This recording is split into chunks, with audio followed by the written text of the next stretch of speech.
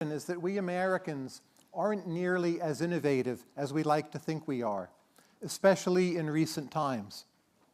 There's an anecdotal version of this argument and a statistical version, but let me start with the anecdotal version of the argument.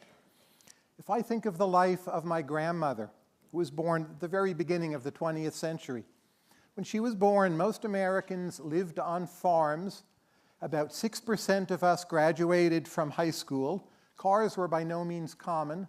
Electricity and flush toilets were not to be taken for granted. And in general, the basic building blocks of the modern world were not in place.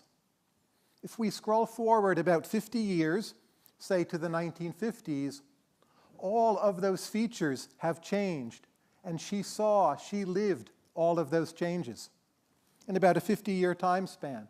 Let's take my life. I was born in 1962, almost 50 years ago. The other night I was in my hotel room. I was watching a movie from about the early 60s, and it really looked quite familiar. It was striking to me how much what I was seeing on the screen, which was not about wealthy people, was still the basic world I lived in. And the basic point is that in this country, technological progress appears to have slowed down.